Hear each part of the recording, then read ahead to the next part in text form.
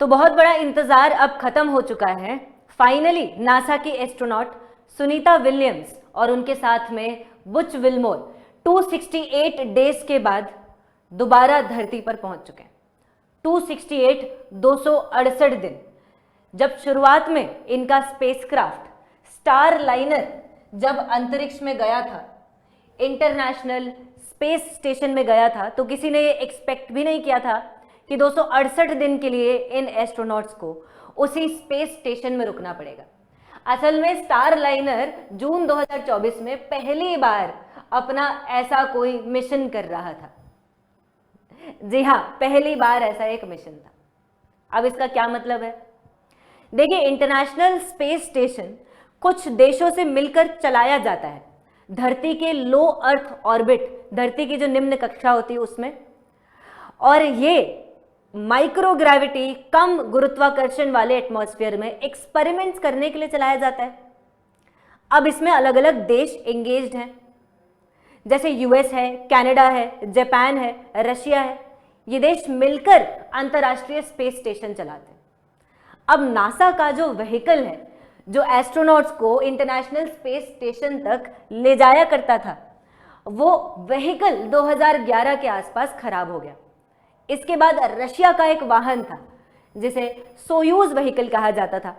अब सोयूज की भी क्षमता धीरे धीरे कम हो रही थी, और जब नासा ने अपने व्हीकल को रिटायर किया था, तब ये बात चल रही थी कि हाँ जी, इलॉन मस्क के स्पेस एक्स को आगे लाया जाएगा और ऐसी निजी कंपनियों के माध्यम से अंतरिक्ष में एस्ट्रोनॉट्स को अंतर्राष्ट्रीय स्पेस स्टेशन में ले जाएंगे।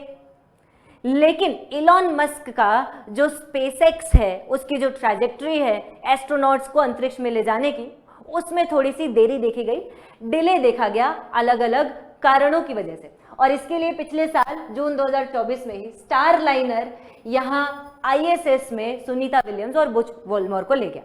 लेकिन उसके बाद स्टार लाइनर के स्पेसक्राफ्ट में भी कुछ खराबी आई और वो वापस रिटर्न हो गया। अब ये बेचारे एस्ट्रोनॉट्स वहां स्पेस में फंसे थे। अब इनको लाया कैसे जाए? इनफैक्ट बीच बीच में ये भी देखा गया कि इन एस्ट्रोनॉट्स को काफी तकलीफ भी हो रही थी, एक लीकेज भी हो रहा था इस स्पेस स्टेशन में। तो चीजें पुरानी हो चुकी हैं, ऑब्वियसली आप समझ रहे होंगे। और इसके बाद फिर स्पेस एक्स कंपनी ने अपना क्रू मॉड्यूल क्रू ड्रैगन बनाया। क्रू ड्रैगन बेसिकली, क्रू का मतलब है इंसानों को वापस लाना, तो क्रू ड्रैगन का यही काम है कि इंसान को वापस लाएगा। अब फाइनली स्पेस एक्स के इस क्रू ड्रैगन का इस्तेमाल किया गया है और इन दो एस्ट्रोनॉट्स को वापस धरती पर लाया गया है। इसके अलावा भी स्पेसएक्स का एक और मॉड्यूल है जिसे कार्गो ड्रैगन बोलते हैं। कार्गो ड्रैगन सामान ले जाने लाने के लिए काम है। देखो, सामान ले जाना लाना हो तो बहुत आसान है, राइट? लेकिन अगर इंसान को लेना ले जाना हो और कहीं गलती से स्पेसक्राफ्ट में कुछ गड़बड़ आ गई, तो वही जैसे कल्पना चावला और बाकी एस्ट्रोनॉट्स का हाल हुआ था, अंतरिक्ष में जल जाएंगे, बॉडी भी नहीं मिलेगी, कुछ वैसा ही सीन होता है। इसलिए ये कहीं ज्यादा डेंजरस और खतरनाक होता है, राइट? तो ये थी इस इवेंट से जुड़ी हुई कुछ बातें, कुछ यहाँ पर कहानियां। अब आपको समझना यह है कि इतने महीनों तक ये जो एस्ट्रोनॉट्स अनफॉर्चुनेटली स्पेस में रहे, इसकी एक सिल्वर लाइनिंग है। कहा जाता है ना, every cloud has a silver lining. हर एक नकारात्मक परिस्थिति में एक सकारात्मक बात छुपी होती है, और ऐसा ही कुछ यहाँ पर भी है। क्योंकि अब इन एस्ट्रोनॉट्स की जर्नी से ये समझा जाएगा कि अगर किसी इंसान को ज्यादा समय के लिए अंतरिक्ष में रखा जाए तो उसके ऊपर क्या प्रभाव पड़ेगा। उदाहरण के तौर पर स्पेस अनीमिया, जब आप अंतरिक्ष में रहते हैं तो आपको अनीमिया डेवलप हो सकता है, आपकी बोन डेंसिटी कम हो सकती है, आपके दिमाग पर असर पड़ सकता है, यहाँ तक कि इनफैक्ट आपकी जो डीएनए रिपेयर के फंक्शन है, क्योंकि माइक्रोग्रेविटी है, कम गुरुत्वाकर्षण है। अब आप यहाँ धरती पर हो, है ना? अब धरती पर हैं तो आपका कोई डीएनए डैमेज हुआ तो आपका वो डीएनए रिपेयर हो जाएगा जल्दी से, क्योंकि धरती सारी चीजों को, आपकी बॉडी को भी नीचे खींच रही है। लेकिन स्पेस में माइक्रोग्रेविटी अगर है, गुरुत्वाकर्षण ही नहीं है, तो इस डीएनए रिपेयर के बेसिक फंक्शन, बेसिक कार्य पर भी बहुत प्रभाव पड़ता है। तो ऐसे आप यहां देखेंगे कि इस वजह से ये मिशन, अब इससे ये स्टडी किया जाएगा कि स्पेस में ज्यादा समय तक एस्ट्रोनॉट्स को रखने से क्या प्रभाव पड़ेगा, और इसके बाद फिर ये भी स्टडी किया जाएगा कि अगर हम टूरिस्ट को स्पेस में लेकर जाएं तो उसका क्या प्रभाव पड़ेगा। अब आपके एग्जाम के हिसाब से क्या इंपॉर्टेंट है ये भी एक बार देख लेते हैं। एग्जाम में क्योंकि भारत भी अपना खुद का एक अंतरिक्ष स्टेशन बना रहा है। नासा को देखे देखे, इन देशों को देखे देखे, इंटरनेशनल स्पेस स्टेशन से तुलना करते हुए चाइना ऑलरेडी अपना एक स्पेस स्टेशन बना चुका है जिसे तियांगॉन कहा जाता है, और ये स्पेस स्टेशन एक टी के आकार का ऑलरेडी काम कर रहा है। तो अब भारत भी इस रेस में आगे बढ़ना चाहता है, ऑब्वियस सी बात है। तो भारत अपना बना रहा है भारत अंतरिक्ष स्टेशन, राइट। इसकी डिक्लेरेशन, इसकी घोषणा मोदी जी ने पहले ही कर दी थी। ये भारत अंतरिक्ष स्टेशन भारत के एस्ट्रोनॉट्स को अंतरिक्ष में ले जाएगा और फिर अंतरिक्ष में अलग अलग एक्सपेरिमेंट्स, परियोजनाएं करेगा। अब इसके लिए जस्ट अभी 1-2 दिन पहले न्यूज आई है, शायद आपने नोटिस की हो, भारत का एक मिशन है स्पेडेक्स मिशन।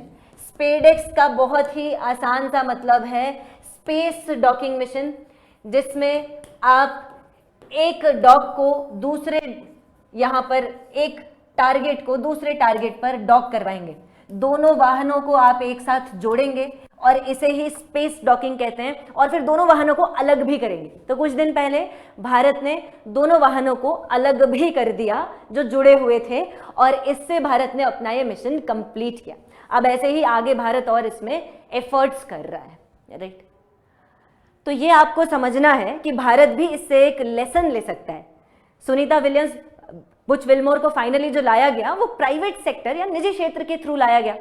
तो अब लेसन ये है कि हम भी प्राइवेट सेक्टर, निजी क्षेत्र को अपने अंतरिक्ष के क्षेत्र में इंगेज करके ज्यादा से ज्यादा प्रगति पा सकते हैं, क्योंकि स्पेस, याद रखिए, जियो पॉलिटिक्स में आज के समय की सबसे बड़ी रेस है। ठीक, स्पेस इज अ रेस जिसे भारत को जीतना ही होगा, वरना चाइना हमें और भी बहुत महत्वपूर्ण क्षेत्रों में हरा सकता है, राइट। इसी के साथ साथ यहाँ आपके लिए इंपॉर्टेंट अनाउंसमेंट्स भी हैं। होली हंगामा ऑफर चल रहा है, होली की आपको बहुत बहुत शुभकामनाएं। 22 मार्च तक आपका ये ऑफर चलेगा, और यह है उड़ान फाउंडेशन बैच का 2026 के बच्चों के लिए।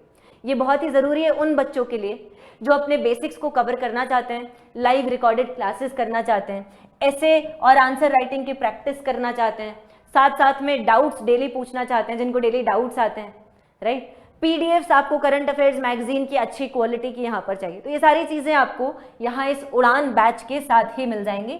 और इसके साथ साथ आपके लिए फाउंडेशन मेगा बैच भी है, जिसमें आपको सारे यूपीएससी, बीपीएससी, आरएस, एमपीपीएससी से जुड़ी हुई चीज़ें, सारे कोर्सेज, सारा मटेरियल आप यहाँ एक्सेस कर सकते हैं। इसमें भी आपको हेवी डिस्काउंट है, 40,000 से कम करके 8,500 तक प्राइस आ चुका है। और इसमें भी आप देखेंगे लाइव एंड रिकॉर्डेड क्लासेस मिलेंगे आपको, डाउट क्लियरिंग सेशंस मिलेंगे, ई पीडीएफ्स आपको मिल जाएंगे यहाँ पर, राइट। आप अपना खुद का एक टेस्ट बना सकते हैं, ये बहुत नई चीज़ है, ट्राई करके देखिएगा कभी, अच्छा रहेगा। और इसके साथ साथ आपको क्लासरूम में जो पढ़ाया जा रहा है उसके पीडीएफ्स एज इट इज आपके लिए पोर्टल पर ही अपलोडेड रहेंगे, ताकि कहीं और जाने की जरूरत ऑब्वियसली आपको ना पड़े, राइट। तो ये भी आपके लिए साथ में ही अवेलेबल है। और इसके साथ साथ यहाँ एनसीईआरटी की फाउंडेशन बैच, जो अभी तक बहुत सक्सेसफुल रही है, इसका प्राइस 5,000 से 1,000 कम कर दिया गया है यहाँ पे, और उसके मतलब हार्डली 1,000। और ये बेसिकली आपके बेसिक्स को कवर करने के लिए, आपको एनसीईआरटीज अच्छे से हम करवा सकें, उसके लिए यहाँ पर अवेलेबल रहेगा। तो हिंदी और इंग्लिश में अलग अलग रहेगा, और इसमें भी आपको कांस्टेंट टीचर्स का सपोर्ट अवेलेबल रहेगा। तो बहुत बहुत धन्यवाद, बहुत बहुत शुक्रिया। ऐसे ही पढ़ते रहिए, रिवाइज करते रहिए और जुड़े रहिए। वीडियो को लाइक शेयर सब्सक्राइब जरूर कीजिएगा, लाइक शेयर कीजिएगा, चैनल को सब्सक्राइब कीजिएगा और कमेंट जरूर कीजिएगा। Thank you.